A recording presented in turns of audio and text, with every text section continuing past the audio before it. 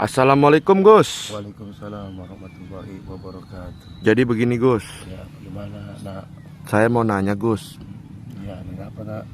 bahwa Keramat Batok kan banyak dikunjungi oleh banyak orang, Betul. bahkan para kiai, para ustadz ada di situ.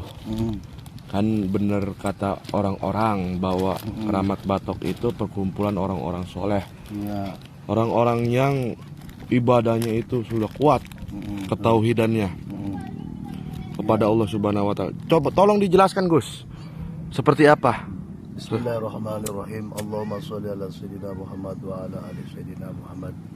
Dengan izin Allah, dengan ridha Allah, dengan rahmat Allah, dengan kasih Allah Subhanahu wa Ta'ala, dengan sapanya kanjeng Nabi Muhammad sallallahu alaihi wasallam, dengan berakahnya orang-orang soleh yang ada di Keramat Batok. Yang mudah-mudahan saya bisa menjawab pertanyaan sampean. Keramat Batok itu artinya simbol. Artinya batok. Apa itu batok? Kalau menurut bahasa Arab, batok itu kalau banyak itu babun. Apa itu babun? Babun itu pintu. Pintu untuk masuk gerbang. Apa itu gerbang? Gerbang perkumpulan orang-orang soleh yang ada di Keramat Batok. Tok itu apa? Torekat. Ya, semua torekat ada di dia, ada di Keramat Batok. Artinya semua torekat, ma'rifat, itulah perkumpulan orang-orang soleh yang dibicarakan, yang musyawarahnya, semuanya para wali ngumpul di sana di Keramat Batok. Tapi begini Gus, pengalaman yang saya tahu mengenai Keramat Batok, ada seorang bisnismen, usahawan, itu dia datang ke Keramat Batok. Kadang-kadang dia itu datang ke Keramat Batok itu, dia itu terkadang mintanya itu sama kuburan. Bagaimana pendapat Gus tentang orang-orang yang menyimpang seperti itu? Artinya Gus ini sebagai turunan leluhur lah, leluhur Keramat Batok. Artinya coba tolong dijelaskan Gus seperti apa? Ya gini, memang di Keramat Batok ini berbagai macam-macam orang yang datang ke sana itu, ya banyak orang yang pada sakit pikiran, sakit ekonomi, sakit keluarga, ya macam-macam lah.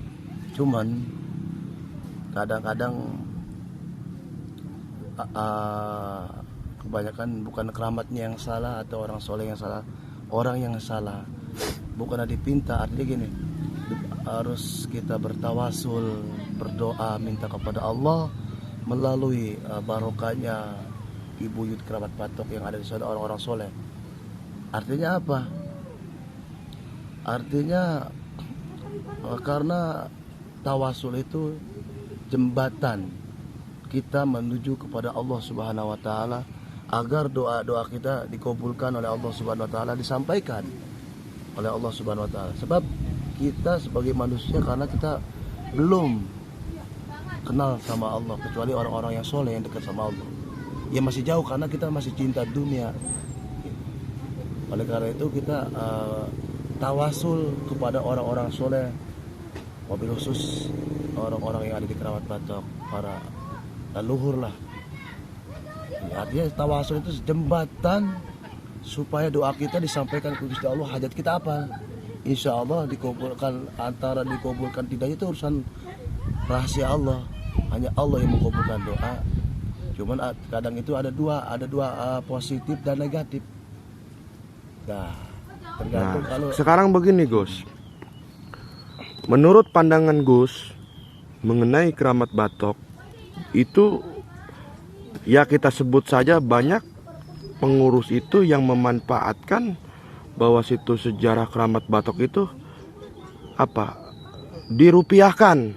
Coba menurut pandangan gue seperti apa? Artinya ini kan tempat sejarah, tidak boleh lah tempat sejarah itu dijadikan ladang rupiah hanya untuk kepentingan tertentu ataupun kepentingan pribadi. Coba tolong dijelaskan Gus, seperti apa? Jadi begini, yang namanya keramat, dimanapun keramat itu berada, di Indonesia khususnya, wabil khusus yang kita ceritakan ini tentang Keramat Batok. Artinya apa? Seandainya saja Keramat Batok itu tidak ada orang soleh, pasti orang nggak ada yang datang ke Keramat Batok, nggak ada kemanjuran, karena di situ ada karomah yang dimiliki orang-orang soleh yang ada di Keramat Batok. Artinya apa? Banyak orang yang tidak mengerti atau mengerti dimanfaatkan untuk fulus, duit. Artinya dimanfaatkan untuk pribadi, bukan untuk kemaslahan umat atau untuk kerapian, keramat, rusak apa harus dibangun. Ya harus ada pengaturan, harus ada tuntunan atau tantan apa namanya seperti desa. Ya, itu kan ada apa? Ada peraturan. Artinya ada susunan untuk apa uang itu, harus ada apa ya bahasanya, harus ada tata cara lah gitu. Uang ini bagaimana nanti uang ini setelah uang ini manfaat itu kemana uang ini, bukan untuk pribadi gitu. Jadi begini Gus, saya bertanya kepada Gus mengenai tentangnya keramatnya Batok. Memang pada zaman kerajaan Purbakala, pada zaman kerajaan Pajajaran, bahwa Keramat Batok itu memang tempat perkumpulan orang-orang soleh. Ya. Artinya kalau dari silsilah itu Keramat Batok itu masih nyambung dengan Sumedang Larang. Menurut pandangan Gus, seperti apa? Bisanya Keramat Batok itu orang nyampe minta ini, minta itu, minta ini. Kan hakikatnya itu kan bukan mintanya, bukannya sama yang kuasa, sama Tuhan, Sang Pencipta alam, sama Allah Subhanahu wa Ta'ala. Artinya dia itu minta sama kuburan. Ini kan udah perbuatan menyimpang Gus.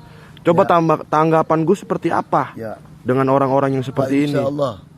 Pak insya Allah wallahu alam bisawab muradi.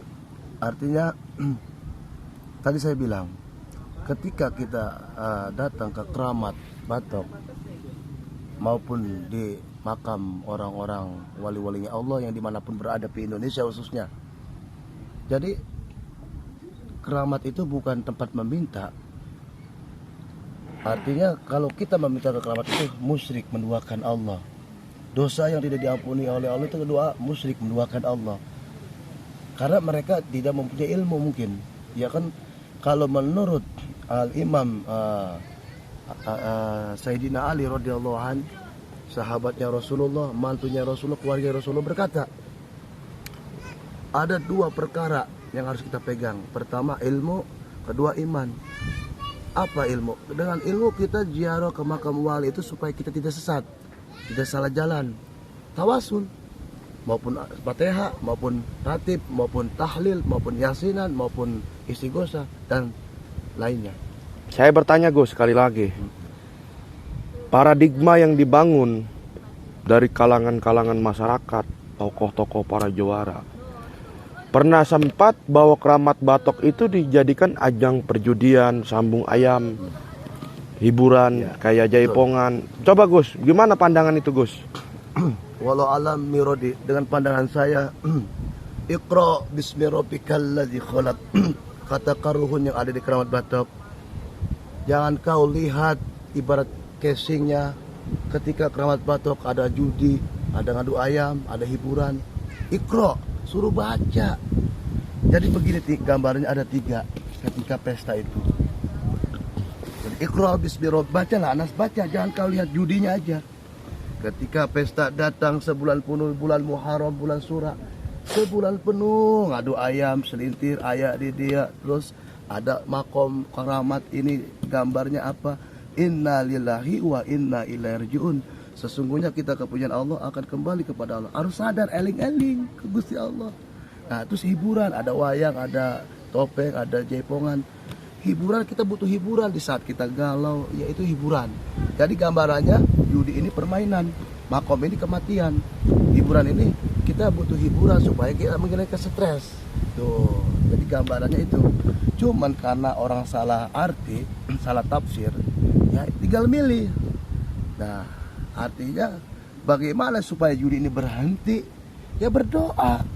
Karena senjata orang mukmin itu doa. Ya Allah, ya Rabb, jika makam Keramat Batok ini orang soleh tutup judi ini, ya Allah, saya minta kepadamu, ya Allah, jika emang ini Keramat Batok orang tutup, dengan izin Allah ditutup 2015 tuh, sampai ke bawah dipotong ngamuk. Itulah tanda-tanda kebesaran Allah Subhanahu wa taala menutup judi. Bukan ada perang, bukan langsung istilahnya kita menutup itu dengan hancurin judi, bukan. Proses, semuanya proses, Wan. Cukup Gus, terima kasih. Assalamualaikum warahmatullahi wabarakatuh.